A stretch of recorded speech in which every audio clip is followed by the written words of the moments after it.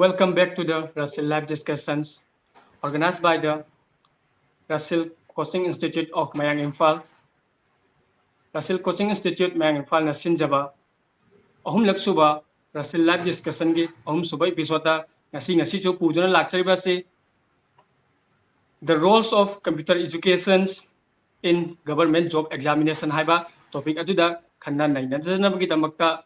ngasi gi guest ki phampham lang election bidun leiriba se sir Nasir Ahmad ni sir Nasir Ahmad bu Russell Coaching Institute ki maikai dagi taram nok chari amadi kai khumda bu chari ngasi gi viewers ki map mamangda muktang sir Nasir Ahmad si saktak charamge masamak hujimmak computer science ta master tawduna leirabani aduga madugi mathakta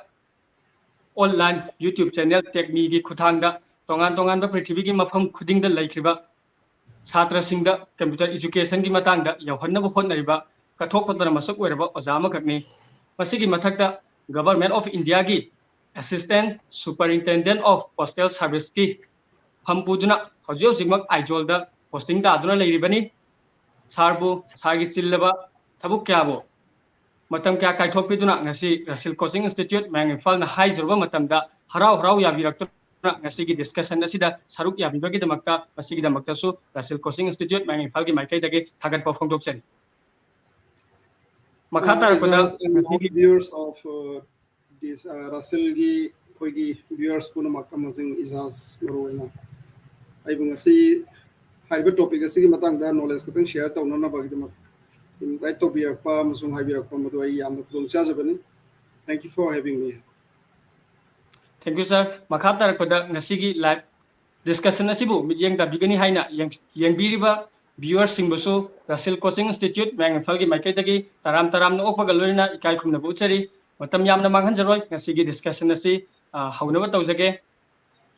ngasigi thamjariba topic asi computer education amadi job haiba ani sigi marakta lainariba mari masigi marakta lainariba mari koigi computer education is yaudragadi hojiki modern age asida hingba yaraktawa maramasina tangai padana khanna naina jarabagi tajadu lawjabani maramasina masigi hiram asigi matangda adoma viewers singna khangbining ba wahang singi pakhum gidamak Sir Nasir Ahmad laijai maramasina adom hangbining ba wahang sing comment section da hangbiro madu akoina marakta laukachaduna ngasigi guest ta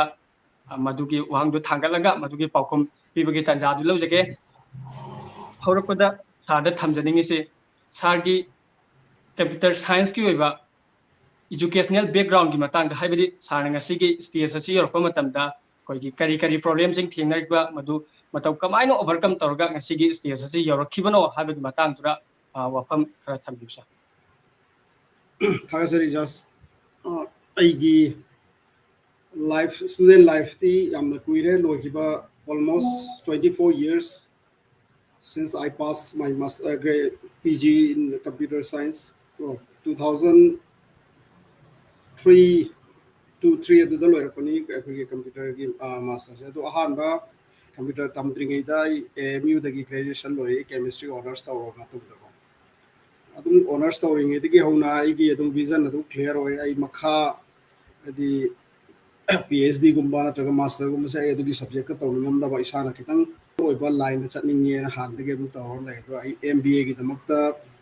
Hamdard University MBA Thai adu khanju khalai khalabadu aina computer examination computer gi course already enrolled tawro matungda adu gi result se lakpa matamdu di mobile live natri aduna agi selection se ko gi telegram with through the line do agi hana lerami hostel do da tharpa hostel di already aina vacate tawra lakraba summer vacation matamni karam leitaba matamdu da I telegram lako tara dum lei bazani ado igi room partner no mayum halakan da ler me phone to aga adu maina amuk chalu ga hayeng last day se hayeng oi banga si phang bai ngonda adu already I computer education already adu the enroll to ga master gi program hawro ga matung yam interest oi raba matam da ne bhai adu matam da muka hayeng admission to basi matam du ge admission semester gi fees the 40,000 high 2003 2000 da almost around 2 lakhs ke valuation or 2-3 lakhs ke computer gi kari gi enroll to matung so almost computer leidna ama to pesa am kharsa to matung daina ai gi on so interest le program ho re mase MBA du to na tum to thuaga computer se se tong ki ado aina tam khiba computer si matam du da ko gi hawalakpa 2000 gi matam si da diko yamna anauba computer si amna booming to matam ne ba da da MSc IT na ko gi mahe Manipal Academy of Higher Education gi distance course abe tare with virtual campus ai campus amadi dum lai ba man phom da ko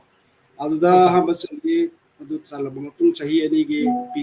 PGDIT du loira matung da muka Rohtak ki Maharishi Dayanand University di Makhada muk South Extension campus ta adu maine MSc Computer Science lo shilaki thank you sir makha tar ko da sa lakchaning u hamse hojiki matamda computer education asi job ama hangnabagidamagta job examination ama oinabagidamagta masiga lainariba marise masi karini aina sagi mota thambiba yawe si matanga thambi computer haibase hojiki matamda ilai kari hai tare ko di iba hi bai tare ko gi angang ama like tam gi hai tare gadi pen pai ba hai batai abc iba hi batai natra adu me amsing ira ka dare pass to ka dei adu na computer hai parse tongan ba sagi magi computer gi field da by computer scientist oina data analyst oina natraga tonga engineering the computer base oina sakhi baduna that is different thing but everyone me khudima magi subject ku chatring ai da iba pa ba hi basi darkar ne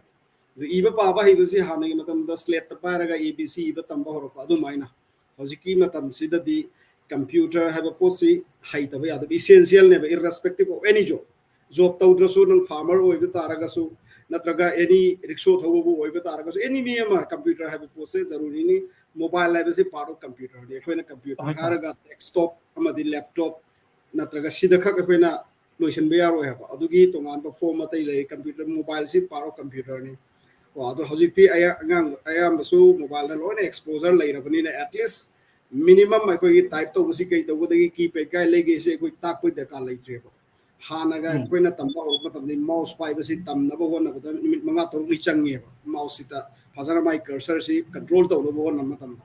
adugi advantage hojik lai re ngang sing do na computer ha basi must ni abc pa ba hai ba darkar lai ba adu chak marana computer ha basi loina mak darkar lai job tang da job ki ora su job na traga su any me loin tang do un poram hai sir nungai sir sanai kribse ngasigi samasa sida ngasigi age sida computer habsi tangai phadanma koina haitaba yade mipum khuding magna thabuk tawbo islo tawdabo islo masi akoi khuding magna khangdaba yade haibaduni nungai sir mathang da lakchaning se sir computer se koina kitang manung hanjinna hairo matungda koina job ki matang da phangba ya government job amadi private job ani si da phangba ya si kari kari laisa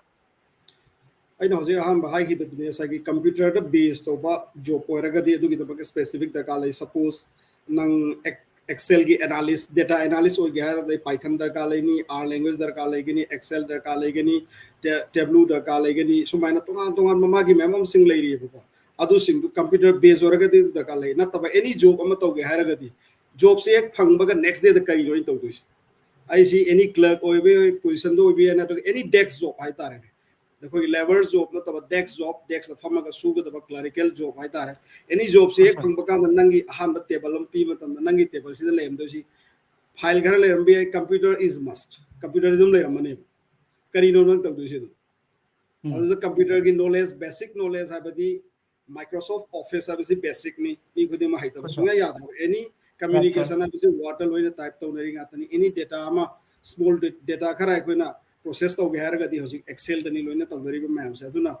basic computer gi high ba ani sidi government job kisu private job kisu loina mak darkar laini other than that computer based over taraga di computer the based over job over taraga di adugi over tongan ba darkar laiba magi field da darkar laiba kari computer gi su ma'am lai computer har ga du yad ri tongan loi lai ri ko adu lai ma'am se language ma'am ko adagi magi graphic ti obi ai natraga programming language do OBI natraga analyst ki job do OBI hari besing du ki tele do OBI ko sumaina to ngam to leri besing du ko loina ma haiba da ka le don ahan badai ne chang do any government job ki damak di basic 6 months diploma is more than enough certificate ki damak di ko 1 year 6 months certificate ki dum da ka le but certificate is not enough to survive certificate is just a legal point nang legalize to we wani entry to we are na, but how to survive in the sea, in the ocean, in the competitive world, that depends on your efficiency, your skill. aina certificate pai be duni yate 10 pass to mi ma'am ne ngani thabo phangde wari ni ka degree do not degree is just the eligibility point ne degree do matak tanong da knowledge cam skill cam le ra adu I been knowledge do asai ki work oina practical on thora ka dare my skill la ka do is do skill do cam le ke adu da depend on so skill is not a one day job quasi the over a period of time the improve to ka do ni 2000 dagi computer tam pai se still I am learning, because every day there is a new development in the software world. So we have to keep updating ourselves. We have to upgrade our skill. So never stop learning in field of computer or any other subject. Thank you, sir. Sana kese koigi hojiki esida koigi certificate koina khanna duna koina tamnari basinga sidagidi certificate sama pai tar so koigi manung hanjanna knowledge ya hoba duna hena kane haiba wafam duni. Thank you, sir. Mathang da koina sa laksaning ba wafam se koigi hojik job exam computer job exam singi koi syllabus sa masi koina tongan ba computer class sing yaududraga so masi koina face to bangam gadra haidi sargi YouTube channel technique gumba singda thagat liba koi computer tak pagi mawong matau singa si yengaga masi dagi koina computer job exam gi computer gi syllabus da hangiba question singa si face to bangam gadra haidi ni sagi mafam dei khangjani hoi kadine koi gi job ta koi gi multiple choice exam le riba mayam sing practical na taba koi gi theory based da computer gi syllabus yauna riba mayam sidi yam basing atani madu gi damak tai tonga ne extra oi na ni coaching chap gi kem da ka leite maram di you are all I din nang loina bak tang raba ngak tane ba sai nang na focus piru da bagi high posting du khang da bai wa ne ba asa English da grammar aina hairaga so English grammar si loi tamala anga tani class 10 da exam tha ba di yauri ne dubu SSC gi na traga to pa exam ma dai ko na tha ge ar gi di tongan ba computer gi adu gi multiple choice gi set yaw ba question ma muka book ama leira koi pa adu ga chama na hari ba computer gi yauri ba basic knowledge ai ta networking gi matang da internet gi matang da kai ke ha kani ko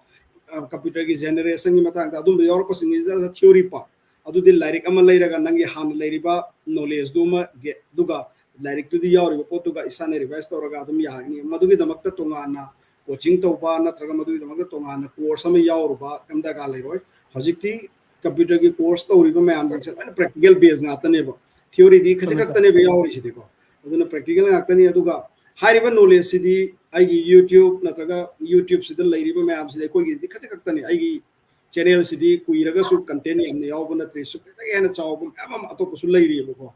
adu na tabi da hojik AI haiba pose am kan na hojik lai ko ni Copilot se na bi ai ChatGPT se na bi ai. So whatever question you have, you only need to think. Prompt engineering and anobalize prompt even se nang hang ba question ga ai na hang ba question ga amuka computer na response to pose amu khena ga ne ba ko aduna ai prompt ai ni iri ba prompt si specify phazana to botai computer da khangan badai ba wari sa ba nang ai ga hojik wari sa ri sa sumaina computer gi prompt se ai na pi ga do ne aduna tabida short over promo pi dar ga di maduna reply pi rakpa na ngo dam kari oi da busu ya batun hojik high riba question sing si nang suppose SSC gi da hangba khoi computer gi question sing du kari no ai ChatGPT da hang ka na ma loi thola ne you won't have the time to read it. So du gi prom do mai ngo da haiba tai karai da hangani question do mai khang batai adu gi matung da information si di overloaded ai ngo da matam lai roi de bo ani information gi dunia ni hojik lai ri si ko matam piba aduga paba kanda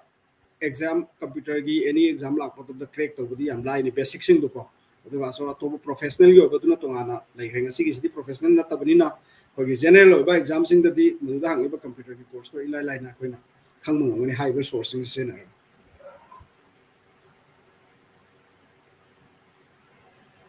hagat sir akoina job exam ma prepare to na bo khon arpa matam da computer gi syllabus sing ase koin tongana coaching chat udraga so koina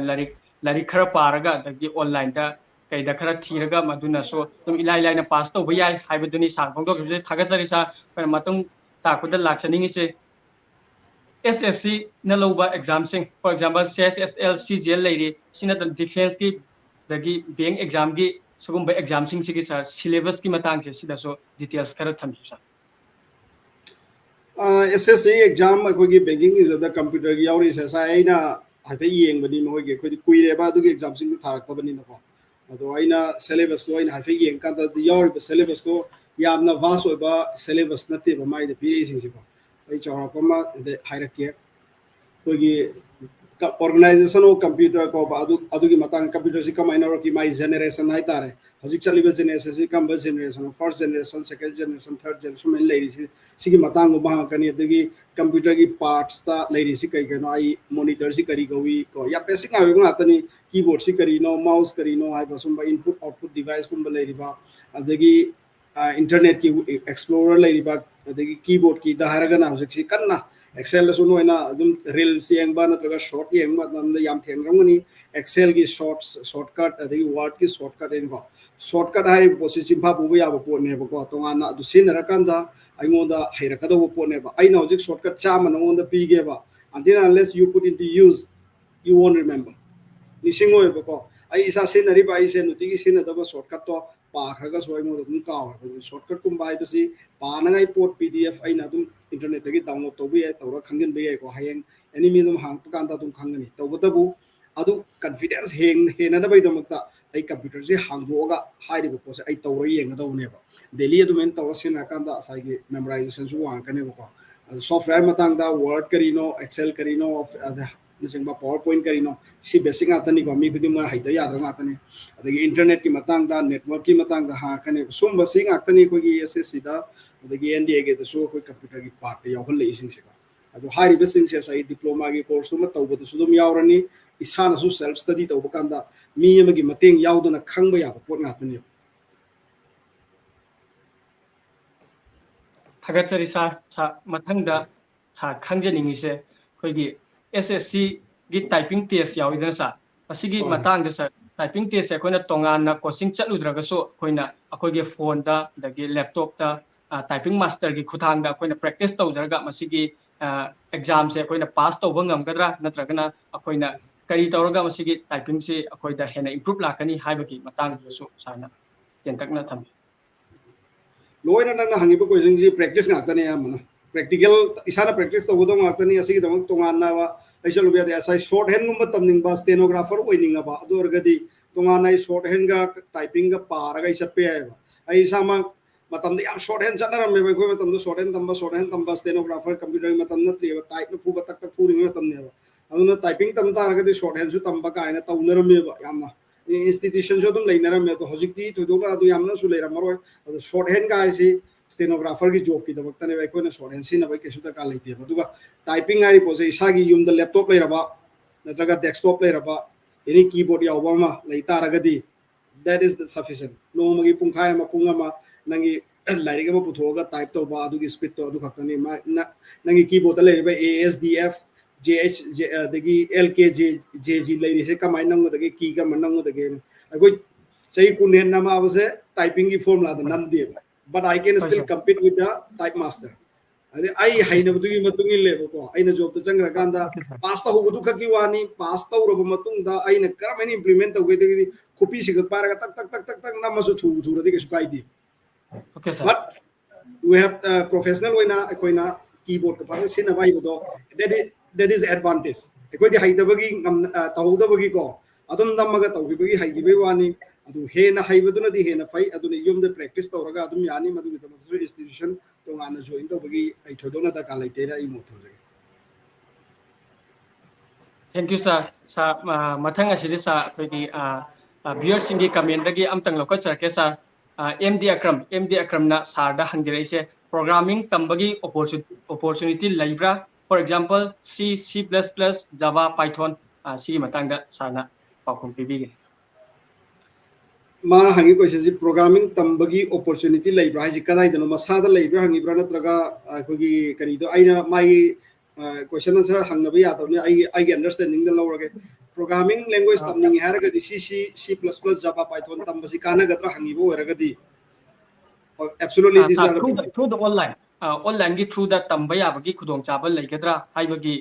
adu haraga su laini programming tamba hai se hasai gi basic knowledge du lairagadi C++ hai ji kitan concept मागी मनुगी data structure में आप सिंग अदगी programming language ने को मागी machine language गुम ने बादुना खितंग लई बनी मधु खितंग गाइडेंस हम दरकार लेनी यूट्यूब खक्तन यागद्रा अब जाय खितंग चिंग वाले दी थाजब वाले को सी गुम सी Okay, प्लस sir. प्लस गुम ताव को दे अदु जावा पाइथन जी तम मतम दे तो पाइथन ने कोई ना तम आइसु तम मी पाइथन जी ऑनलाइन द तम मी Okay. But I have the Mm. Enough knowledge my Okay, sir. programming the kari syntax yaw the case I the visual basic tamakre C++ tamakre C tamay Okay, sir. Java tamay visual basic the project mam same gre ko student life da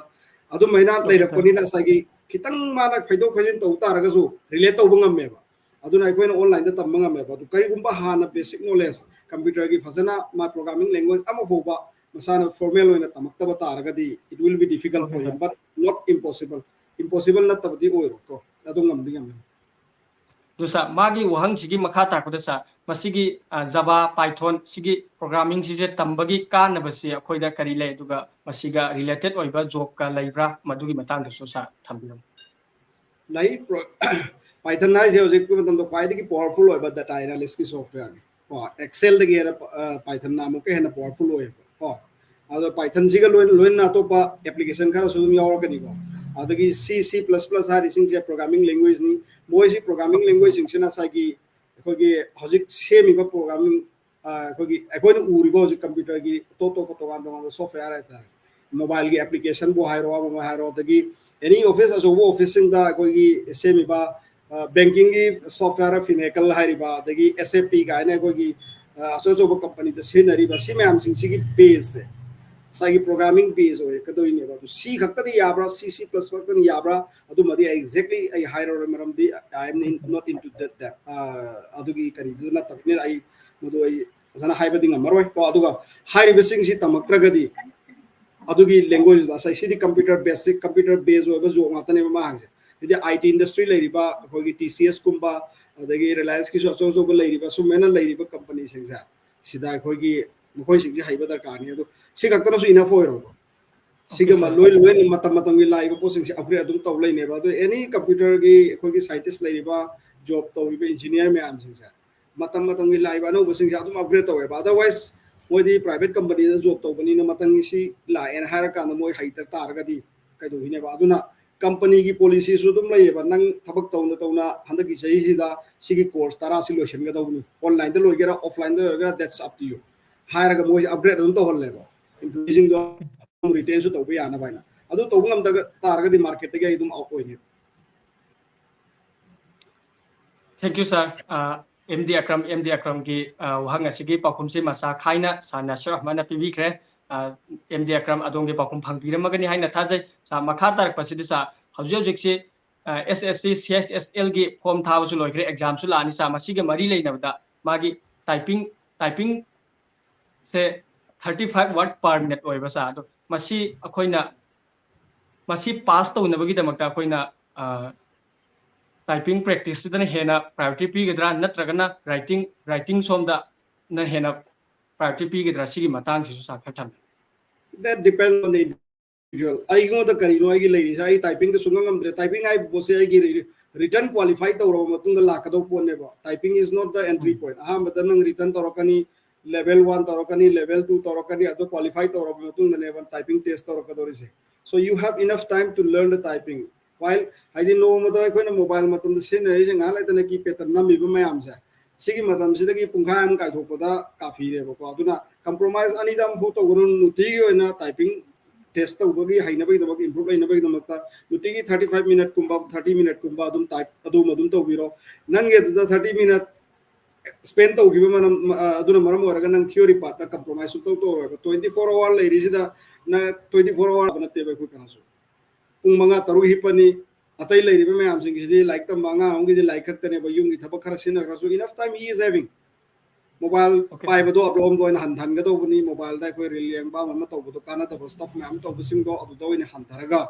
animak theory as well as practical computer typing gi haitaga di adu animak pi be agani adu ga maru oina di theory do pass to on da kani computer gi du adum ngangani ai wakanda hojikte go na kha go na raba ngam adagi haido matung so amuka practice amuk to raba adum 35 word per minute have see am easily adum ngam do ko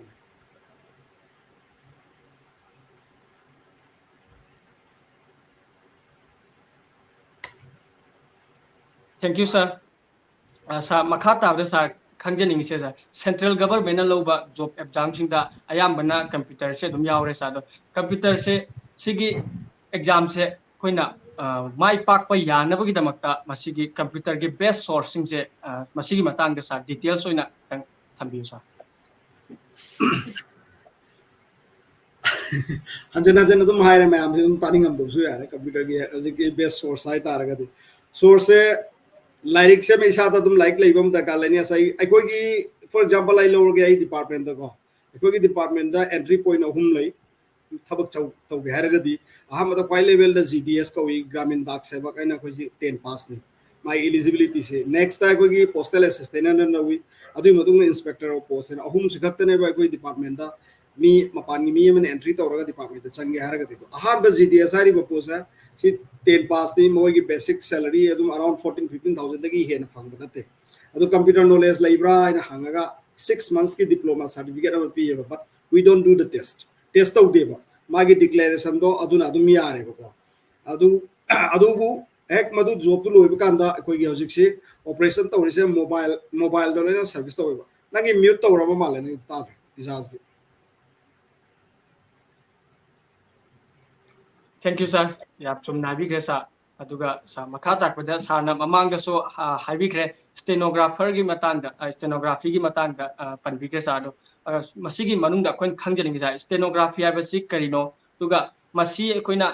Manipur दा याम थोइना familiar ओइदबा ओइना तौये दो तंफम मणिपुर दा तंफम सु याम कन्ना लैतबगी mummy मा कोइना उबा fungi दो मसी Koyna online की खुतांग दा तंबा याब्रा दुगा मसीगी यूजेस सिंग काना सिंगसिना करिनो हाबदो अदुगी मतंग सा सौराकना तंबियो सा स्टेनोग्राफर ऐसे कोई शॉर्ट हैंड है जिरा तो पम दो शॉर्ट हैंड है को सिम से या माने कोई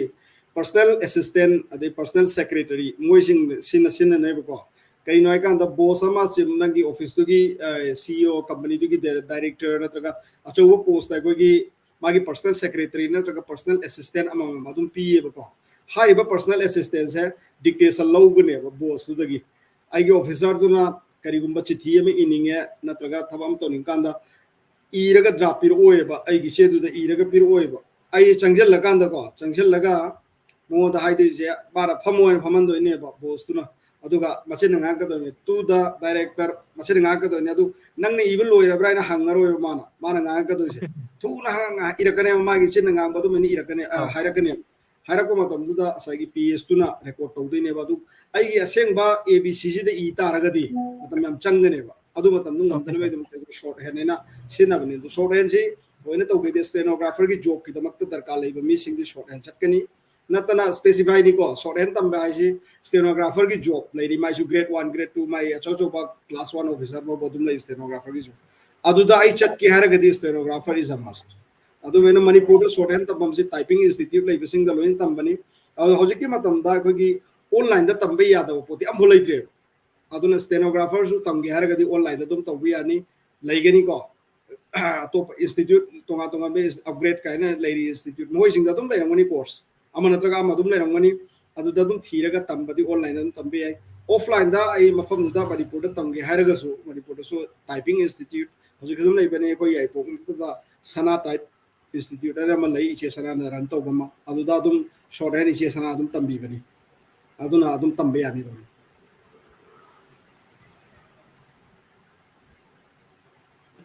थागतरी सा मखा ताकदा सा खंजनिंग से सा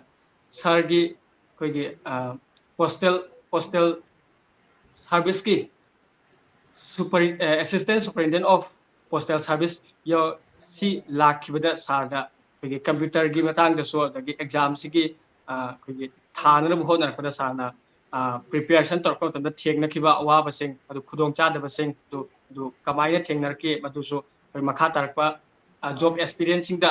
कोई एक्सपीरियंस अमा ओइना शेयर तो करीने कोगी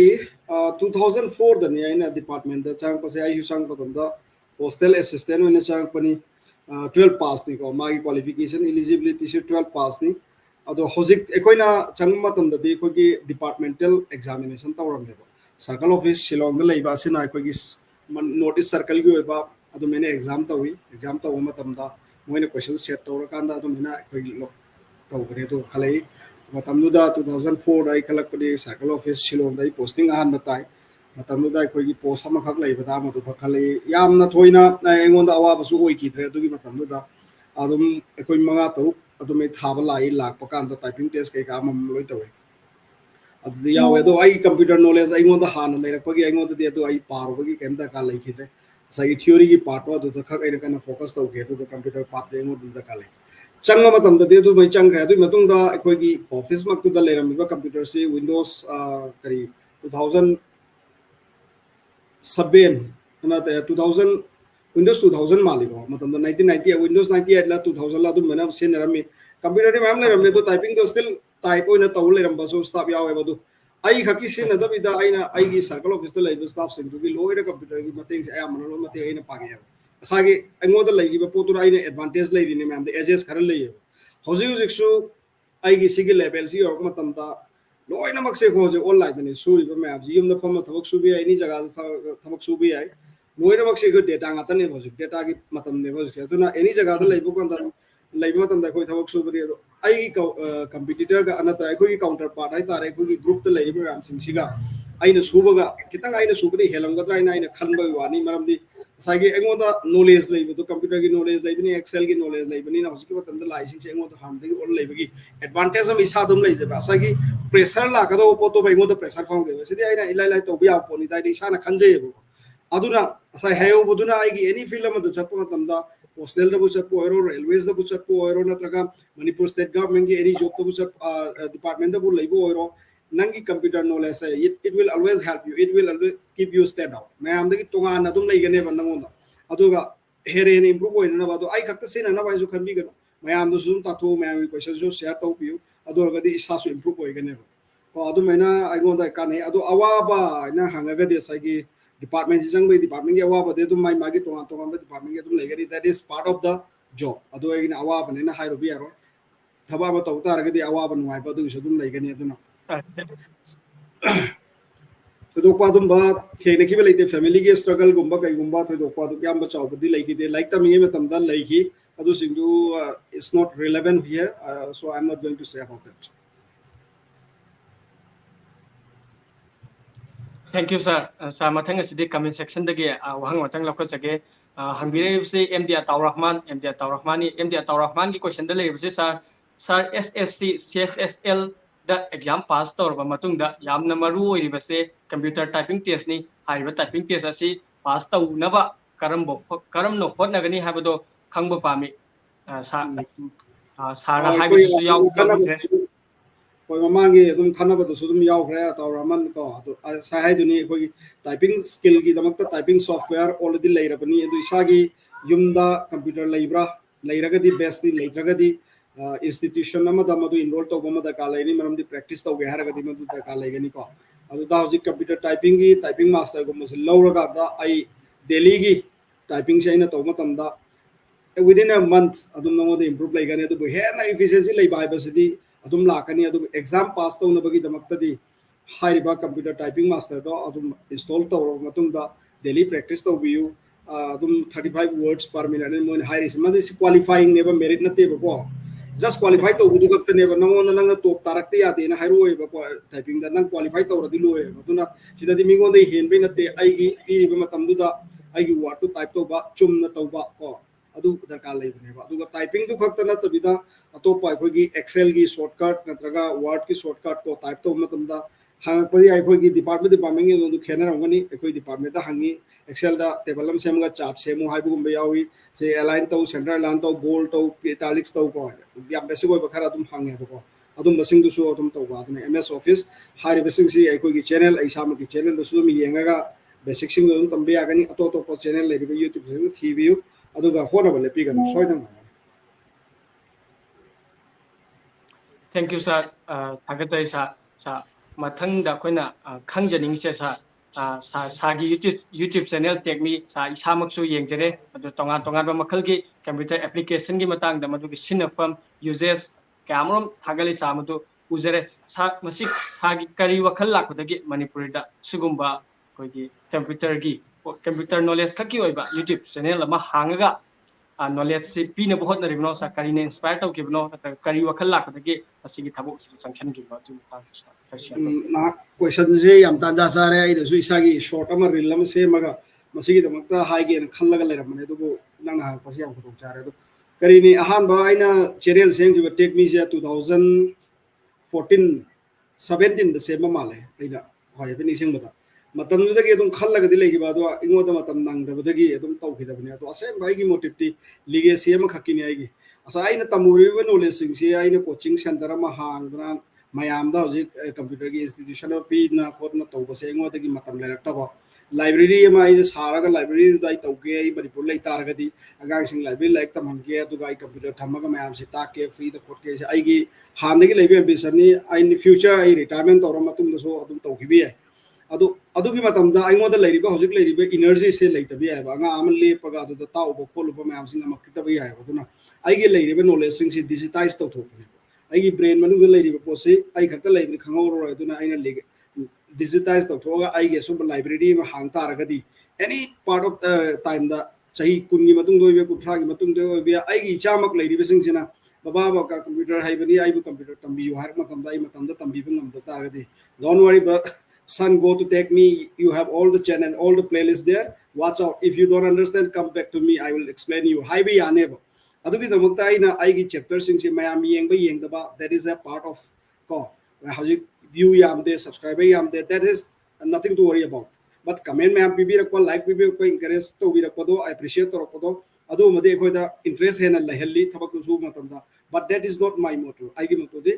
hai ba ingo da leiri ba knowledge me am se excel gi ro to man to me ingo da leiri me am se lord bak chapter wise to organ da ai gi library ma thamba adu gi library sina kunai sing sida hayeng leiri ba me am se any sina ning ba mi ma sina ba ya hanna ba gi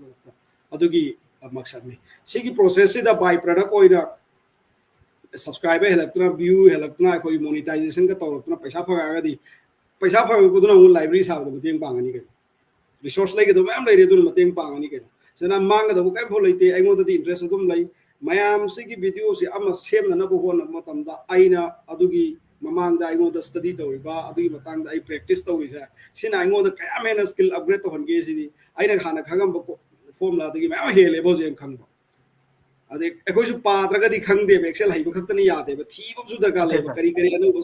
function lie gay Kine करी they apply तो बदगे real life तर कमाय apply तो बदगे से ए तो बुकांदा मयाम the ताकबै वानी कान दे आइनि हिल लोरि number 1 benefit आइनि फंगिनि मयाम दगे दैट इज द ओनली मोटो थागत सा सागे तसेंग सागे माइंडसेट असिबुदे तसेंग थागत बंगम दे सा मोटिवेट सु याम नय के सारना हजु jigsaw government of India gi makha da job tawdun leibani kana gumba ma oita agari sa adum phammaga tolop saraga adum nungai na settle tawraga lai thokra su yaramne ba adubo sadi social gi ba social activities mayam da kitang to su khangjari ba khara chi kan halamge kanam si piramge haibagi asada YouTube channel hangdura maduda sagi na benefit kaisu leitana tonga tonga ba sa sing prithvi gi mafam gi sa sinda yawhalli ba sa tasengna sim sa thagat chaningi sa tungna sangi तौजरिबा YouTube channel की टेक्निजर हेना फगलकपा ओइदना तो मदुगी uses मदुगी कानबदगी छात्र क्यामनु सा मकोक थोबा मी ओरतुना सागी बहुत सिनबंगम मी ओरप याव ओइसनो हाइना सा wish तौजरि सा मखा तारकदा खंजनि जा टेक्नि चैनल दा जॉब रिक्रूटमेंट एग्जाम सिंग मरी लेनबा वीडियो थागत पिब्रा मदु नत्रगना थागलकदब लेब्रा अदुगी मतंग दुसा खंजि hojiki oina de ai channel da dum bagi thagat pagi ai ngoda kesu plan laite maram de I have enough content to be created hojik same da videos e mam lai ri adu matam nang de hana no mata nuti ki video mam same ga thagalam bani but I don't have time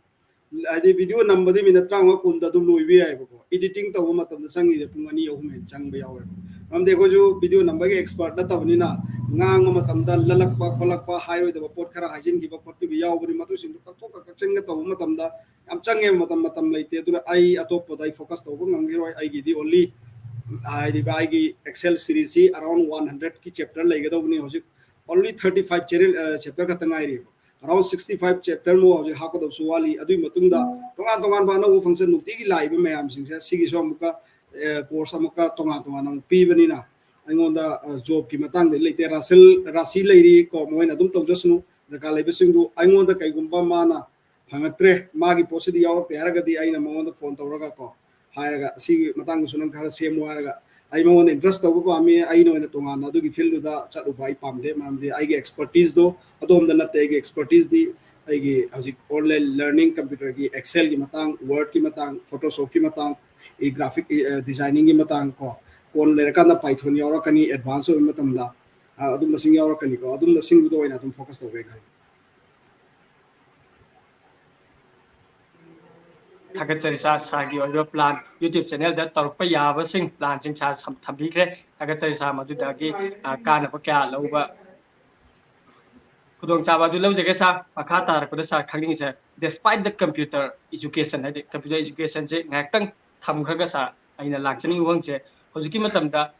state government gi sa haina khandar gom sa central government gi job ama phangna gi damakta koina to hotna bya ba preparation gi level tagi nong da pung kyam ki sang lek chi par ga di moderately oiba exam ama kamai to na crack to bangam kani habdu gi sa gi experience da khar tham yam noi nang question do yam relevant wai tha khoi gi angang sing se like pa bade dum khara wali success ki mi yam dri se khoi appear to bi wasing wat pana ne ko masing han ta bagi ne bo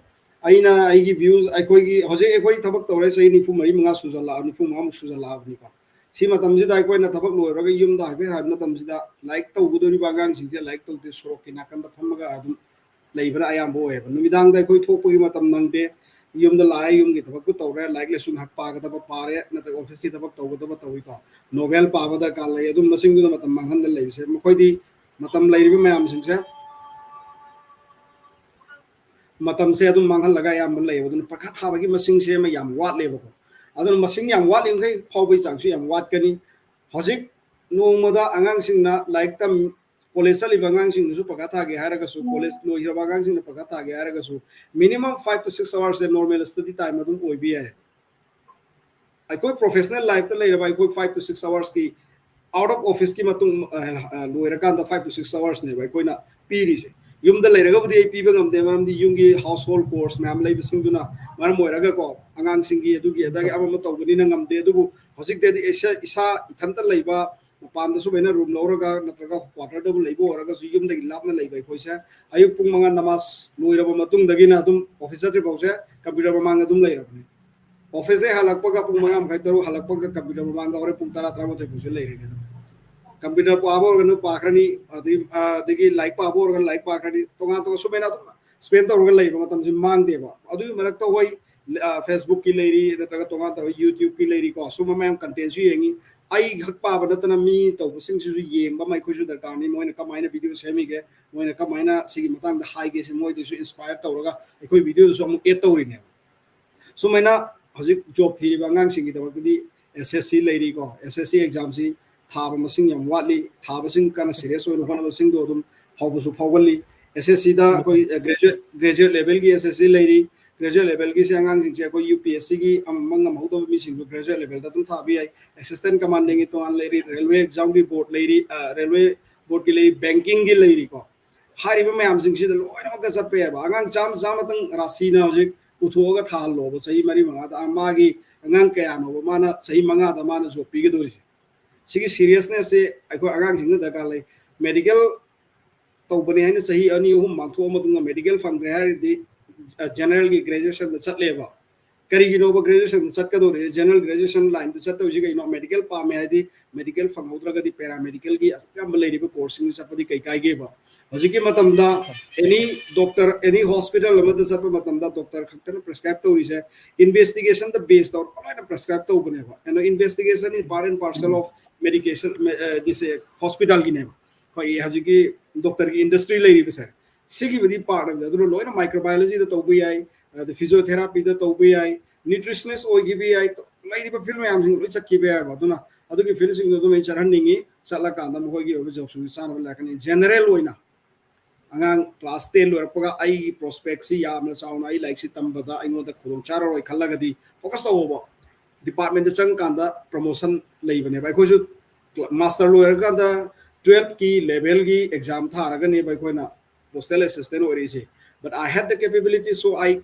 appear for departmental examination. I cleared the exam. Then I got promoted to ASP. Now I may be promoted to some other post later on. Who knows? So my adum promotion labor department my labani. Aina aduna high basina mono dimin to bunate no labor ambition to manghalo. Your ambition chown later the chown dum one of you. Pick na later the pick no one of you. Marak Mahada higher Amasupangoda Tobase, honing the SSCG graduate level की exam से ना पास तो और secretary आप कोई central secretary Delhi दे लेबा post तो का फंगा दे सो बने बा माय सिविल सर्विस के तो लेरी ने तो मैं ना कोई इंस्पेक्टर की पोस्ट इनकम टैक्स की लेरी को दे सीबीआई की लेरी तो गान नॉर्मल लेरी बे डिपार्टमेंट में हम सिंग लोइना पुल लगा ने बता रखा तो से अदुगी मागे हो कॉमन सब्जेक्ट दो 12 लेवल दगी मागे अदुगी पर्सपेक्टिव तो लाइक पाबा हो रुप दरकार ले मैथमेटिक्स है सो साइ शॉर्ट का मैंने व्हाट कहते अदु हाइबम दरकार लेगनी अदु नखोगी राशि इंस्टीट्यूट ना ताकपीरी दुने हेना अदुम हेना ममुता ना खंगमनी आइना हाइबदगी दी हेना आइकोई चौरापा नॉलेज दु खतनी लेरिसि को अदुना अदुगी अगांग सिंग दो थागे है तरगदी दिल्ली जस्ट लाइक आई चाक चा दिया दे दो अदु मैंने ने दिल्ली की पुंग अहुम मरी दे एक्स्ट्रा मा अदर दे मागी नॉर्मल ड्यूटी दे पुंग अहुम मरी दे पानेगे को छात्र की पुंसीदा दु खतनी मतम माइ से अमो हल्लगा लाकदो बनते पुंग कुन मरी ने पी मतमदा IS officer ओइरिबा मीदो अदुसु IS officer ओइहौदबा मीदो मगदुसु पुंग कुन मरी खतने बा फंगी चापारना अदुगा करिगिनो बा मी मन IS officer ओइरिबा मी मन ओइहौद्रिसे but how he utilized the 24-hour it depends aduna maram oiraga loinamak magi success to lepaneba aina 24-hour da 23-hour tumma leirani amana 24-hour da 2-hour tumma like pa ki bagi khena bane we should give you we should time se fazana manage tawga to bune to paraga de inshallah adum success oigani so misa sana hojik thambikriba point do sa khoi SSC gi exam tha bagi job exam tha bagi khoi face तौबगी student सांग से अदुकी मतिक मसिंगन थे हाइबसे सा यामन सुंबो खबनी सा class अमदा मी यांखै लेरपा तमिनर कोसे सा class 12 लोरा मतुंग खिददी मखोय अनी दगे हेना अहुम दगे हेना job exam जे face तौरक्तेबा दे अतोप दुना कराय कदाय दे सत्रिनो मदु अवेयरनेस वाटपदगी हिरम दु खंगुदबदगी एग्जाम दु लै खंगदबदगी थादना मांगख्रिब्रा नत्रगना अतोप करी करी तौख्रिब्रा मसी अवेयरनेस खरा वाटपदगी ओय हाइना लौदोरिब्रा सा मसी करी दहन Thambi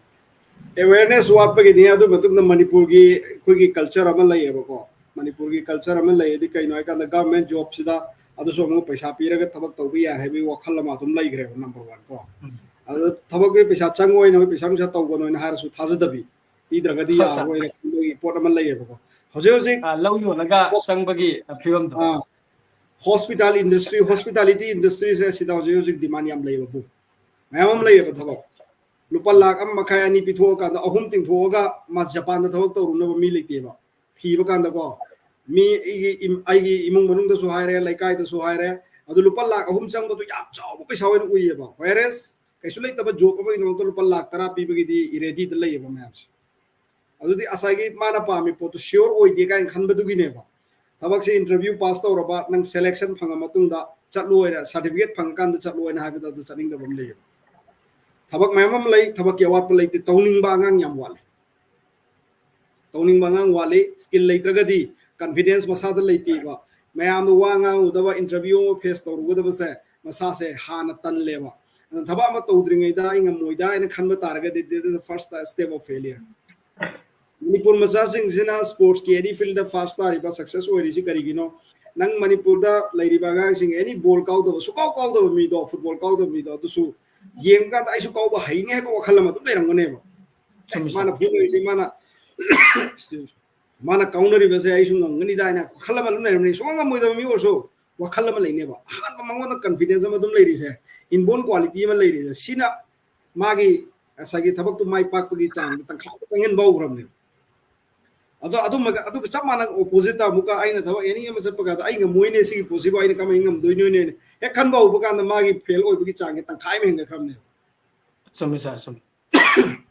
aduna thabak di lai thabak any field lai ko ma skill adu gi makta masa darka lai skill do lobom darka ni adu gi skill pin ba counseling to busu mam lai ekoi na su counseling hana manipur da lai ngai da ekoi na organization cheling ngai matam da su am jaga jaga da dum pirammi kana basu memam phangki aduga hojik leiriba phangriba ngang jing ches khang ta bagi sunna te ignore to bagi ni पैसा चंगदबदा पैसा याम चंगदबदा सो तुम थबक थीबे है मचा दो हाना पैसा lump तुंग अचौबम थीबे है मचा दो पाइद्रिंग अचौब दुम गाइबसु यारो है अदुना अमा फंगगदि अमदु लोवर कांदा अचौबदुगी अपॉर्चुनिटी दु लेरमदि अमदु थादो अम सकीबे है मार्चेंट नेवी दे कोई गांग याम लेगे प्राइवेट जॉब आरो मार्चेंट नेवी से पायलट तक याम लेगे एमबीबीएस तमगदि लुप लाख यांखै उम्पु पुथोगा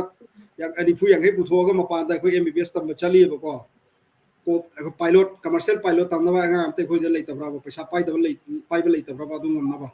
paisa pai ba memam lei ba du commercial pilot ka si tam ga da me khan da be khang de ba hoji pauda ai gi knowledge da di ai gi knowledge chu oram da ba ai knowledge da di ta ta bu u de ba khoi community da gi commercial pilot tam ba chale ha ba se NDA da gi fighter pilot oi ba di lei re ko aduna tongan mom oi gra do commercial pilot tambe sumena hospital in food industry da lai nutritionist ki tamba lai physiotherapy spa tobe ya edagi hair stylist ki adum tobe ai jo hojik samkak na mi phajaba ahibam da ko ka da mi leiti oina na leiti sab ka ko samdu dinna tabada tongan na phajana style toro phajana kap ngamba kogi studio om da phajana phamaga tawra anga am ta thige re thiba ka na anga du phang deba udi थबक लेतबगिरा नत्रग मी लेतबगिरा बा skill लो खने तमदबगिने बा Avenue ma'am लेबा job सिदी either लेरगा coin चंगमा नत्रग job से coin create तोबा मसुदे या मफम दु दरकार लेहलगदी नंगी लेरिबा मयांग फलगी जगह दुदा आइना सलोन फजाबा बा हागा दे सलोन दो मुका सिन नम मी से दुम लाकने बा अदो आइना मार्केट तो क्रिएट तौरिने मफम दुदा अदो मैं क्रिएट तौसु या ममदी उरबा गाक्तने बा फजाबसु उरे अथीबसु लोन उरो गाक्तनी नाइ कोइ पोसे लेरगदे ना होटल इंडस्ट्री दा दियो फूड की इंडस्ट्री दा कोई दा क्या हंगे मैम ले रे मैम बाल जुम परेंग परेंग मैम ले या पोक तो सुलाई इम्फाल सुलाई कोई मीसिंग अवाप लेती को अदो मेना मैम ले बा हारि बा तो चमा ना तो इंडस्ट्री मैम ले री बा हारि बे इंडस्ट्री से सिदसु सक्सेस होइबे या मैम ले बा तो करम बगांग ओइगे दगे से आइगी इचा लेबसिंग दा आइना खंगे बा से ngang से मदि पाइलट ओइ दा बगा नि से ngang से मदि संगक का दा ngang से आई जु खंगी मा जु खंगे मा सु मसा एक्सेप्ट तो हन बम दरकार लै आई जु एक्सेप्ट तो बम दरकार लै फुटबॉलर हारगसु फुटबॉल सानगा दो बांगांग हजिक ISL कई का लागा माम अपॉर्चुनिटी फंगे हानगु मोइद्रे पैसा सु यम फंगे को अदु फुटबॉल सानन गे आरगदी फुटबॉल दो हाना प्राइमरी ओइगे दोबनी असाई अमा मागी जनरल एजुकेशन दो तंग करि लेगने बा जनरल एजुकेशन जो आई टॉप तंग दे यादी 80% चत यादी दो फुटबॉल जो सानगे यादी तो दिदी अमसु ओइ होदबगी चांग लेबा दो अखोय अंगांग फुटबॉल सानबा हाइबे लेबो तारगदी एकाडमी दा थाजिंग दोबने ngambora ngamdraga de dum lai ba masa me am so dum talent ho ba le no jik sanari sine so so club ta ko ngambo arga di adu so paisa tha da ba ai invest ori sim mangeng khaloi da be doctor tha tam ba tam da paisa tha da doctor tam ning ba ngang oi ba gine ba football sananing ba ngang orga di hayeng doctor tam oi ba ngang do so football match ni wi yeng sat ka dori hero ne ta du je so no one is above other amana amada ki chawble de my field do loi da ka lai ma tane talent do ko na khangdok pi bom da ka lai aduga khanga matung ma ga direction phana piragana loina ma ga soran kaido multi directional oi ga do ne one way da chap yar oi education is very important education haraga ko iba pa ba hitu te hoje ki batam da lai iba ba hitu kyam legi kesu kara su lai ramaro ba do crime di no ma tum henga lai sidi education ge value du moral value kadai no moral value du yorok ta bagi ne ba fata ba thaba amal lai re ji khang khang to ga di ai fata ai gi moral do education ge level du yau do to ri apply to do to ri iba pa ba hitu kanate moral darkar lai cultural integration darkar lai mind integration darkar lai aduga punna khunai hem chokla ka ai khat chokla ga ai yum nakan thangna sing do aduna loina chara hel le ga ai chokla play habi yaro na ai gi thangna ba mi sing do chokla na ba ai gi leiriba knowledge ai gi leiriba strength ai gi leiriba resource to adu sin bi ba darkar lai ba aduga chokla ga angang sing awareness pibam darkar lai mar mar ta ai gi rasi gi no gi is so weekly na fortnightly na traga monthly career awareness tambiyu local level da tawbiyu kesu kaidi yam chauna paisa yam changna thumdam tawraga madugi mayam gi bitha point na tabida local level da nogi leiba angang sing do yaraga di survey ma tawbiyu mayam hal gi survey to biraga 10 pass to women ke ano graduate pass to women ke ano thabuk phangdawna ke ano phangba ke ano adugi data do leiba matam da noina thabuk tawbi apply de data leitabagi ne ba kon thabuk to wari data later kan kana de focus to boda karam be area to mi se koi target to boda se koi khangane adona mayang phalgi area to chokala pairi se khungi tangkhai ma manipur gi saruka ma chokala pu sa man doini ba aduna adom da focus to walu ai su to ningi ngam da bai ni adu ngam ba jaga sinda mayam to bis adu ga ngang singe awareness pira thawak to bonus सुचो Sudan मुके साना तब suggest तौबीरिबा suggestion से कोई पाथोक ननबगी दमक ꯑꯩꯈꯣꯏ ꯁꯣꯏ ꯁꯣꯏꯗꯅ ꯄꯥꯡꯊꯣꯛꯆꯒꯦ ꯃꯈꯥ ꯇꯥꯔꯛꯄꯗ ꯁꯥꯔꯅꯁꯨ ꯍꯧꯖꯤꯛ ꯊꯝꯕꯤꯈ꯭ꯔꯦ ꯑꯩꯈꯣꯏꯒꯤ ꯑꯉꯥꯡ ꯑꯃꯁꯦ ꯃꯁꯥꯒꯤ ꯇꯦꯂꯦꯟ ꯈꯪꯗꯣꯛꯇꯅ ꯃꯃꯥ ꯃꯄꯥꯁꯤꯡꯅ ꯑꯩꯈꯣꯏꯒꯤ ꯐꯨꯠꯕꯣꯜꯗ ꯉꯥꯎꯖꯕ ꯑꯉꯥꯡ ꯑꯃꯕꯨ ꯑꯩꯈꯣꯏꯒꯤ ꯖꯦꯅꯔꯦꯜꯗ ꯍꯦꯛ ꯆꯠꯍꯟꯕ ꯑꯗꯒꯤ ꯗꯣꯛꯇꯔ ꯄꯥꯝꯖꯕ ꯑꯃꯕꯨ ꯅꯪꯗꯤ ꯑꯥꯏ ꯑꯦꯁ ꯊꯥꯎ ꯑꯥꯏ ꯑꯦꯁ ꯑꯣꯏꯒꯗꯕꯅꯤ ꯍꯥꯏꯅ ꯁꯨꯃꯥꯏꯅ ꯃꯈꯣꯏꯗ ꯏꯟꯖꯜ ꯇꯧꯕ ꯍꯥꯏꯒꯗ꯭ꯔꯥ ꯁꯨꯃꯥꯏꯅ ꯇꯧꯁꯤꯅ ꯃꯈꯣꯏꯒꯤ ꯃꯣꯔꯦꯜꯗ ꯁꯣꯔꯛꯄ ꯁꯤꯁꯤꯅ ꯑꯉꯥꯡꯗꯨ ꯃꯥꯡꯈꯤꯕ ꯌꯥꯕꯒꯤ ꯆꯥꯟꯁꯁꯤ ꯂꯩꯕ꯭ꯔꯥ ꯁꯥꯔ ꯅꯠꯇ꯭ꯔꯒꯅ ꯃꯁꯤꯒꯤ ꯃꯇꯥꯡꯗ ꯄꯣꯏꯟ ꯑꯣꯐ ꯚ꯭ꯌꯨꯁꯤ ꯁꯥꯔꯒꯤꯗ ꯀꯔꯤꯅꯦ ꯍꯥꯏꯅ ꯊꯝꯕꯤꯕ ꯌꯥꯕ lay adum angang mangkibi abagi adum chansi am wana adum lay bazani wasa maramdi 12 loira ko matam nangang si ma pura fully decision lo ba kesung amoy ko adu parents ni help to godo bne ba nataga career counselor professional memam lay remo sing sina guide to godo bne ba angang ya pam badi mem lay ram ba mana pami pose which test sama lo ra kan khangane ba magi practical magi IQ test lo ngai hojik lay report ko IQ test lo ra ka khangane MRC pose link ye si pose link di he si khangane ba hojik ma ai gi cha lay ri ba class 6 7 8 tam ba angang sing sida hai ai ya pam badi sini nang bu si oi ni nang bu si oi ni nang ya pam mana kari nang uba singda mayam da uri ba mayam se kogi football sanam su unara puram mani doctor oi su ram mani doctor na to ba thawak su khagam mani football sana kan da phang paisa su khagam mani kam nuai ba mogi lifestyle su khagam mani loina mak sina na khangi hing do ura kan da nang na pam sina kari ai pam ba si leire na pam kai no hange bai mak adui matung da nang pam mi do to ba ya ba pola asai gi film kum ge hagala di pam mi dai di film kum du pame isi sakpa pame ara di ai ko na to haning da ba pot am su leiri mana pam ga su adugi boundary da manung da leiba taragadi legitimate over size over ton be aba poram leiba taragadi I have to groom in that way success over dune be khode pamise excellent ora podune magi adugi field da pamise adu excellent ora taragadi magi masagi life dune settle taw after all class da topper oi mi ngata na te world se chalai ri se sumisa class da metric da 10 da top pass sahi da top tari se mi am gagda ne ha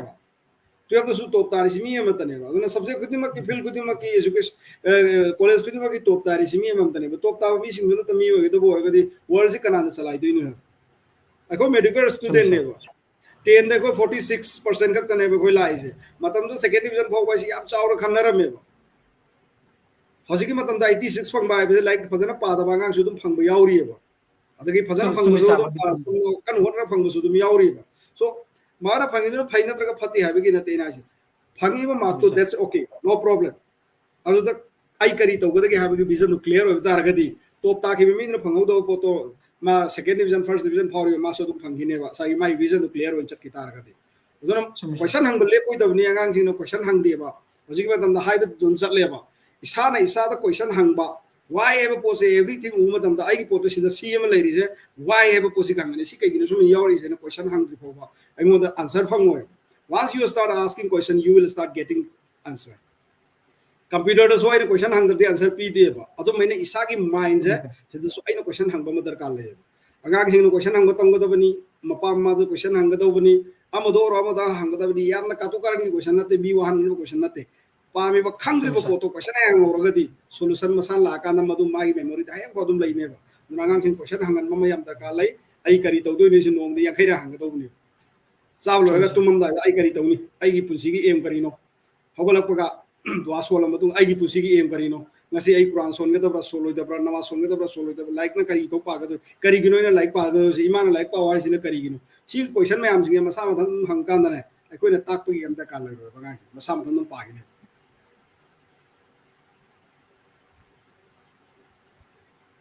थागतसरी साना मारी Chumna थम्बिख्रे अखोइगी topper ओइबा खक्तंग मी ओइगदब नते अखोइगी back bencher सिंग हाइतारे back bencher सिंग जो अदुम कोना थंगदा होनरा कांदा अखोइगी मकोक थोंबा अदुम ओरपा यावी ओइसोरे यदुगे अदुम मयाय ओरबना हरुपा सिंग जो अदुम मी ओइदबा लेते मी होनरा तारगदी gap up put तौद्रगा तारगदी मी ओइरे हाइबदुनी नुंगाइजे सा मथंग सा खंगजनिंग से साना सुपन बिग्रे तगे अयाम्बा अखोइगी मी ओइराबा ऑफिसर सौ बोइराबा सिंगसिना तोइन तोइन स्वाइबिएबा मखोइनो मी ओइरा मतुंगसिना मसे मोटिवेट ओइदोइरा अखोइगी लाइरना हौरई आइदि लाइरना हौरई तगे अखोइगी कई हाइनि लोकताक तगी पेरुक हेगा योलगा इमुंग पुरई अदु असुमाइन तौबा मैम यावदु सा तसेंगना सा अखोइगी कैरियर सेम हाइबसिगा अखोइगी मनी सिगदि तसेंगना मरीदि लैनरे हाइना आइगी पॉइंट ऑफ व्यू ददि लौजे दु सारनसो हाइगा दुना अखोइगी सारनसो थबुक मचा मा हाना ꯁꯦꯇꯜ ꯇꯧꯔꯕ ꯃꯇꯨꯡꯗ ꯑꯆꯧꯕꯁꯤ ꯑꯃꯨꯛ ꯀꯣꯟꯅ ꯂꯥꯝꯒꯗꯕꯅꯤ ꯍꯥꯏꯕ ꯋꯥꯐꯝ ꯑꯃꯁꯨ ꯊꯝꯈꯤ ꯃꯗꯨꯗꯒꯤ ꯂꯧꯊꯔꯒ ꯁꯥꯔ ꯍꯧꯖꯤꯛꯀꯤ ꯃꯅꯤꯒ ꯀꯦꯔꯤꯌꯔꯒ ꯑꯅꯤꯁꯤꯗ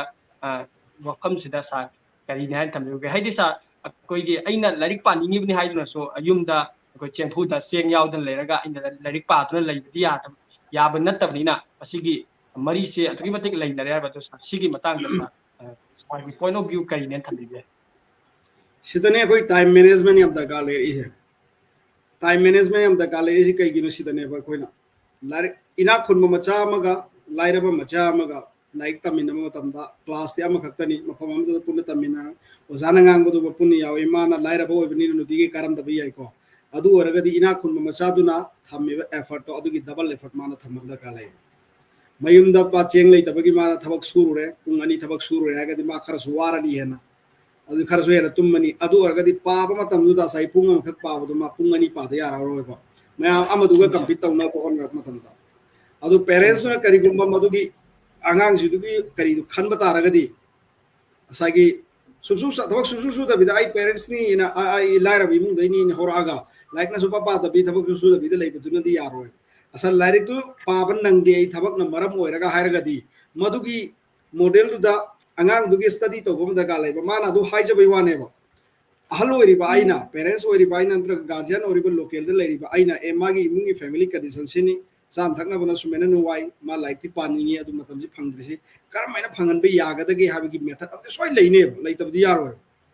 अदुगी पोदु लेरका अदु मंगोद तापिरगा नंग थबक सुबना सुमेना चलो थबक तो अदुगी थबक तो सुरोनु सी थबक सोयना सु सिना लेबर खितंग हंथनी ना physical effort नंगोद खितंग Hathni अदुना physical effort याम खर वाट सिदो ओइना सुरो हलाका ना ना मयाम ना पाबदगी नंग सी हेना पारो नंगी सु मतेंग पंगबिना बय लेकागी दमकता अखोय लेरी हाबो पोरमा अदुम बे डिस्टेल मा पिसलगा अंगांग दोम अपलिफ्ट तौबद मोरल बूस्ट तौबदबने मोरल बूस्ट तौबदबने वारी लीबद नुवाइना नबय दमता अखोय लाइरबदे होरपनी अदुगा हजि फजना सी तौब कोपा सी मतम मतंगी वारी अदुम ओइगने मयाम सु चुमसु लै चुमद्रगा सु मतम मतंगी ओइनी अखोय जो होरप मतमदा साइकिल तोंगा स्कूल चलेबा मतमदुदा साइकिल दो लग्जरी ने हाबनीदा हजि कइन वारी लीबदे अखोय साइकिल तोगा चली इनी ने रिसा सिंगा गाड़ी लेगे हाबदा हाइबसे मतमदु साइकिल से लग्जरी ने हाब साइकिल लेतबा ngang khong चरमसु यावरी अदुदगी अमुका हजिकना अमुका अखोय हाना लाइक तम मपान सर मतमदा ट्रेन द चले बस द चले आबा अदु मतमदुदा बस द चली दु लग्जरी ने अमुका फ्लाइट तो मुदुना आ यौग्रेबा लिसिंग वादी यौदल लिसिंग कुथ्रानी कु यौवे मतमदुदा कुमरी मंगा त्रांगा ति ताबदे त्रांगा का यांग पोनेबा अदु हजिकती अम ओरो गुवाहाटी चत मतमदा इला इला फ्लाइट लोइ चले हाबा मतम सिगिनेबा that is not a part of it that is part of is essential part ne hojiki अदु खल लेगा लोइना मयु मयुंग हेलीकॉप्टर अमम ले रखिनेबा तो 50 years down the line yung gudi magi helicopter amam le rakhine ba masa masa gi paira ga dum chala ane ba ko ro akoi gi drone gi ta to loi chala khine ba adu gi nupa duna adu da ga haide sai koi matam de car ni ngo chala i no na drone to chala yar ka ne ba this is progress ne matam ng generation ni matu ge na lag po ni we should not base on that how lucky you were how lucky I am adu the base to roi how much time I am putting how sincere I am ai ngangi besida ai kam yam ngangi isa da chin di bese si isa nung khang mane ai isa da chin so ti thi roi do isa da we chin di ra mi so ro nang di khangam do be ai bai ngangi sida loi na chum mane nang tarang mane ba hoje natraga bior me am so loi tarang mane ba but ai de khangi ba ai ke am chin thi ba ngang ki ge no oi da ba phajana bai dong te ke ngang ki ge natra ngang de ge ai khangi do ai ne kai chin thi ram ta ai du ya ro ba sincerely ai ngangi ba posida sincerely aina khangba du khakta du bhajana nganga do bune adu mena angang sing du su asagi mai pak ta bada aina excuse me am pihan be mota reality du da aina karam aina problem is solve to bada ge na nang leiri ba mayam leiri ba akhang hai leiri ba mayam sing se da counseling to ra kanda solution ba puthona bu hona ga da bune adu kanda da akoi success oi ba du bhajana ngangane na khalle नुंगाजे सार सारना तेंतकना थंबीगे सार मथंगजिदा सार कमेंटगी वहंग अमतंग लखचरके Jordan Bellfort हाइरि मांग नांगनि वहंग सा सि यामनसो हजोजिक अखोगे मरी लेनबको वहंगनि अखोगे तोंगा तोंगान ब job exam सिंगदा सि यामना मरु ओइबा अखोगे सेक्शन नम ओइबा मतांग खकनि डेली लाइफ ता करेंट अफेयर गी नॉलेज ति कलेक्शन कमाया तौगनि वाइदगी इफेक्टिव ओइबा टिप खरा ताकपिरम अखोगे सा करेंट अफेयर से याम पाक चाव खिबना अखोइना ता cover to bangam daba dagi karai dagi lakni khang daba duna hena masida emphasis pining ba dugi tips kara sa kentak na tham Masih general knowledge की part अमनी को general knowledge हरगा current affairs ने तोंगान बम ओइक्रे general knowledge the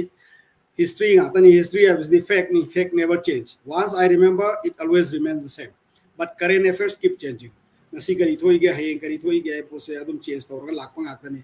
current affairs update tawge haragata haibata aragadi reels yengmana di yaroi reels yengmada khara budi lakpa yai but that won't be kogi authentic oiba source ni haibi yaroi adu print media se yam darkar lai print media खबर पाब तम headlines का पार पार सूम चटकीबसे सिसु यादे खबर पाबसी की habit से कोई adapt तौरगदी खबर पाबसे यामना patient Laiba pot अमा खगनेबा कईगुम्बा एगोंद हैबिट से तम तारगदी इमानबा कोइगा लाइक तमिन मतमदा हगलागा चा थो यादे कई थो यादे कैम तौदे हु कोइगी फम्मगा सुमे कुल्ला फम्मगा हयोम जेलागा खबर दु लोइ दुपो पादब मी ले खबर दु पिरोडे पेज अम ता थादो यादब मी ले हैबिट मसागी हैबिट से खबर तो अगर तो मैंने मुन्ना ने खांगे बो खबर तो मत पापा मत कोई दरकार लई टीवी न्यूज़ लेरिबा मीडिया की न्यूज़ लेरिबा ऑनलाइन की लेरिबा मैं आमसिंग कंटेंट सी यंग दरकार लई अदुगा एआई की टूल से नबम दरकार लई हजि मतम दको एनीथिंग सर्च तो बेदी गूगल सर्च तो बेदी अमु हेले गूगल से दगी हमु हेले वो कंपाइल तो याम स्पेसिफिक होय एआई ने पीगने बा चैट जीपीटी से नबा हाइबियू को पायलट से नबा हाइबियू हजि लोय फ्री सॉफ्टवेयर गातनी जेमिनाई लेरी हुमैन लेरिबा मैं आमसिंग के लोय से नरगाना करेंट अफेयर्स सुदुम फंगनी तो अदुगा मंथली की मैगजीन और जनरल नॉलेज की जीके की मंथली की मैगजीन लाइबनी टाइम्स नाउ की इंडिया टुडे की कई मैम लाइबनी अदगी कॉम्पिटिटिव एग्जाम की लाइबनी अदुगे लाइसिंग दो कोइना तोइना अपडेट तौम दा काले कोई छात्र ओइरिंग मतमदा कंपलसरी नि था अमद मैगजीन अमा अदुगी मैगजीन अमा लैरगा पाबसे कंपलसरी ओइरमे अदगी कोई डिजिट आईटी ना कोइना कंप्यूटर तमिंग मतमदा अमा लै हजुफु लैरमबे याई अदुगी एप्लीकेशन लाइक सिसो कोई चई मतमदु लुपा 100 पीएबा 2000 दा हजिक मतम चौरी चौवा की चांग ने पीरी अदु था खुदी अदुम लेरगा कोई पारमे कंप्यूटर की मतंग था हजिक सो कोई सिदा हजिक लेरिबा 2024 की मतम से सिदा सो सब्सक्राइब मैम तौरीबा मेल अखोई की करी सिंदगी टिप्स फंगबा एक्सेल जेट लेरी तो बसु मेना सॉफ्टवेयर कंपनी मैम लेरी मोसिंग दा कोई लोय सब्सक्राइब तौरे बदुगा कमोयदगी टिप्स मैम लायबा ngasi अनोबा अपडेट तौखिबा सॉफ्ट एप्लीकेशन ngasi अनोबा अपडेट तौखिबा फंक्शन एक्सेल दा अनोबा लाकदोबा करी करी नोजा मोयदगी ईमेल की थ्रू दा कोई लेबा दुमेना नोय ईमेल की थ्रू दा सो दुगी जॉब सब्सक्रिप्शन हजकी नॉलेज की सब्सक्रिप्शन अखोगी करेंट अफेयर्स की सब्सक्रिप्शन से लौर कांदा फंगबा ngone करम बा जगह सिंग सब्सक्रिप्शन फंगदगी आबदु मते आई एक्जेक्टली रेडीली एगो दे अवेलेबल ओइद्रे थीरगा दुम कोना दुम शेयर तौरसु याय दुगा हारिबा सिंग सिदगी न्यूज़पेपर ऑनलाइन की सोर्स एआई टूल्स लेरे अदगी ईमेल की थ्रू सब्सक्रिप्शन लौबीरगा अदु माफु पाबीबा मतम कतोपियो नोमगी पुंग अम पागदा जनरल नॉलेज की जनरल अवेयरनेस की दमकता अदुदा तुम लुपग लैबिसु याबनते लोइनमक लैरिसिंग दो सुनना बाय फजब टाइम टेबल अमा टाइम मैनेजमेंट फजरा तौरकांदा यानी खक्तंग डेडिकेट तौनो होन मतमदा करीनो नाकंद करी तौरिबा मद करी तौरिबा येंबीदबिदा सही यानी खक्तंग डेडिकेट तौरा अमा खक डेडिकेट तौबो कांदा इंशाल्लाह सोइदना दुम मागी करी सक्सेस होइगने कोई कंसिस्टेंट होइबा म याम दरकार लेबा परसिस्टेंट होइबा कंसिस्टेंट होइबा म याम दरकार लेबा अदु होइदबना नेबो मीने हेक्तंग असि आईएस फावरगा दगी खोगी फेलिसिटेशन कई का अब तौर आइसु हेक्तंग हायेंग से आईएस थारा फावगदो हेता खनबा हायेंग फुटबॉल मतम युसुलागा आइसु फुटबॉल सारंगा मसी ओइरंगदा मी अदु तौरगदा मी हेता खनबा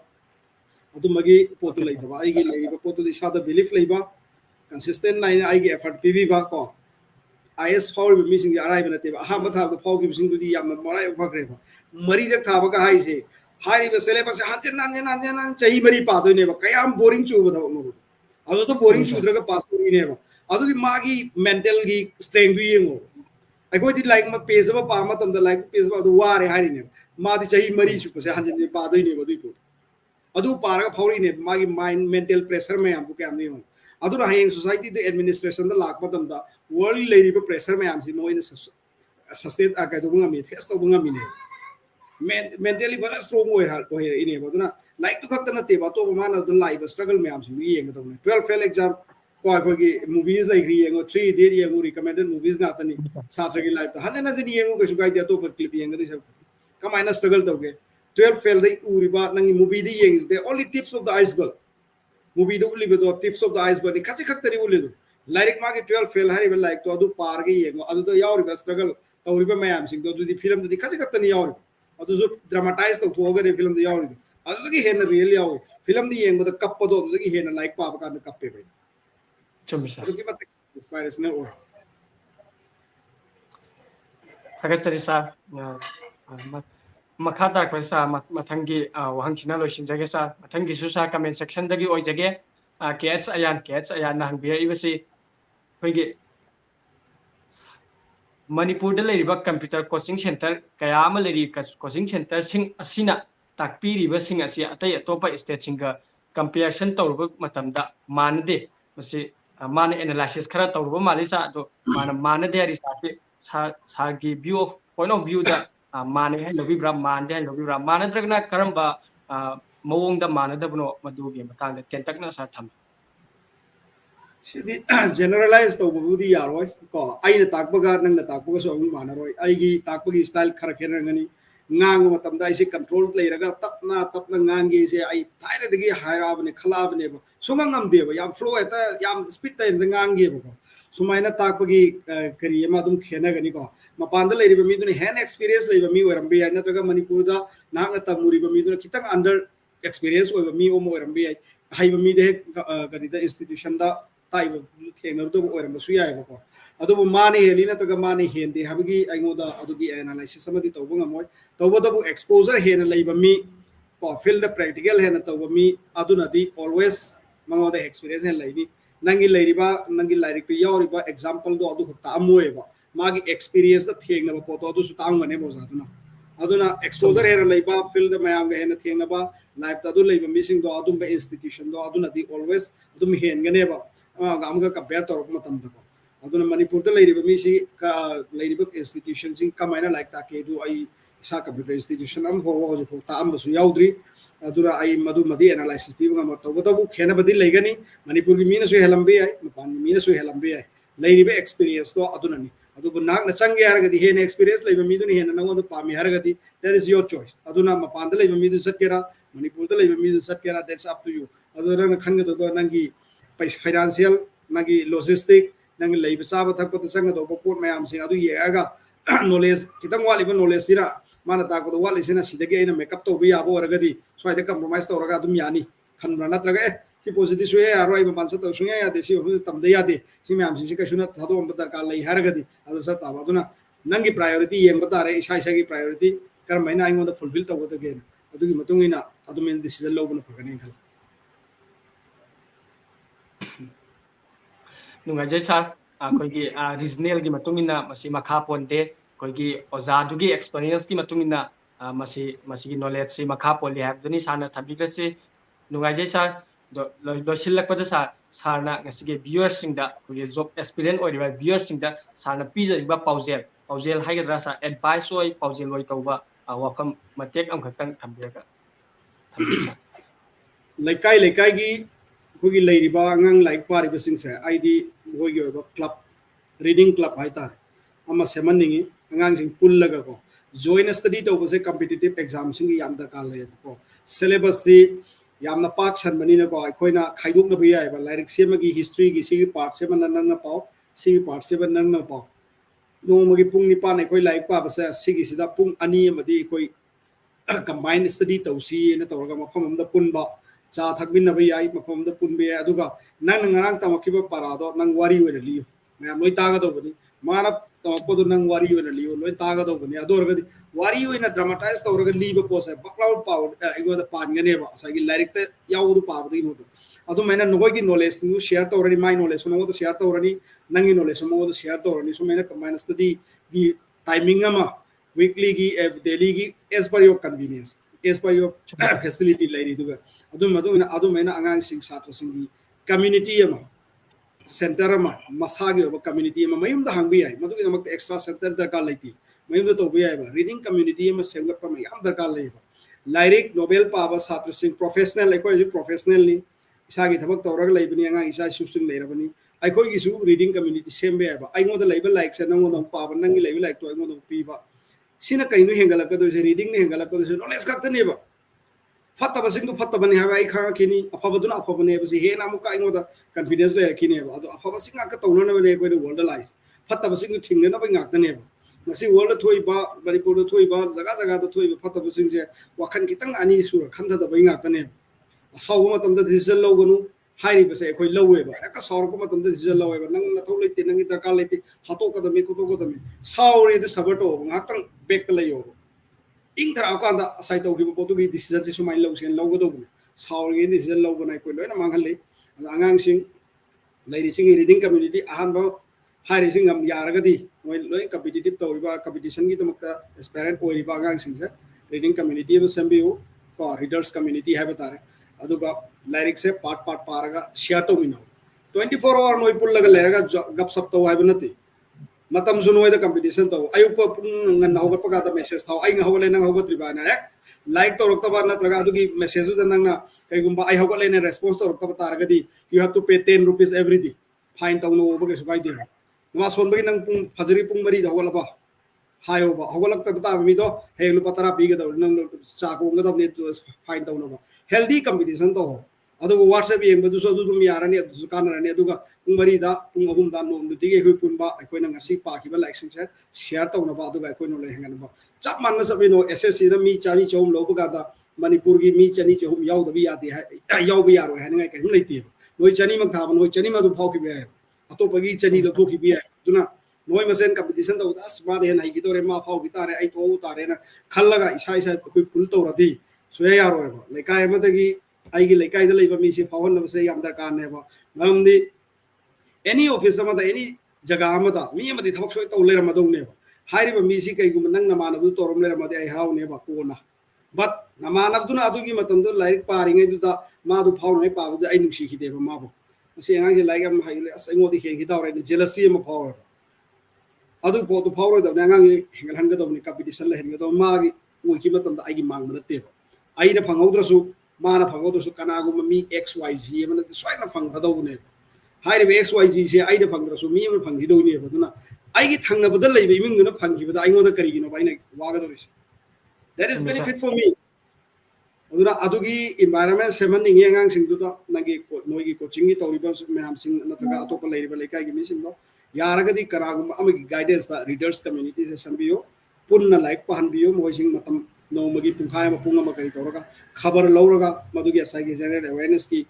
current affairs ki kari gi am madu to ni sumaina ai yam ten tak pa suggestion am pening to ngana ko no phamin raga phajana to pusu discussion to bi but for viewers today only for limited time that's what I want to say. Thank you, sir. Koi hena phaglak pa mo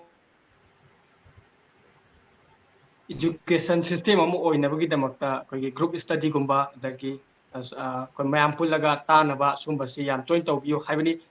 koi yan koi taw nu khon sa ke sa du ta sunatana koi ngasigi education system asida ahung ba kya amaso koi purak pa ya bagi lambi duni san tak pi se thagasari sa sagi silba matam kya bo kai thop piduna asi Rasil Coaching Institute na hai jaba matam da yabirakuna ngasigi live discussion asida saruk yabi bagi damakta Rasil Coaching Institute mang phalgi mai kai dagi sarbo amukan na thagat pa phongdok se amadi matung tarak program sing da so da support of biduna mapung phan bisano haina Rasil Coaching Institute ki mai kai da so hai jari loina na ngasigi program asibo loi phoba mityang kabirba viewers sing so Rasil Coaching Institute mang phalgi mai kai dagi hagat pa phongdok chari makha tarpa program sing su leijari maramasina viewers sing na khanna handing ba topic lai biba targa so madu comment section da suggestion oina thambiramu madu akoina mathangi episode ta madu topic amu oina pudona laksage aiba wafam ase thambaga loina loisinje. Thank you very much. Thank you all sir dagi kaina nabagi bidai lawjari.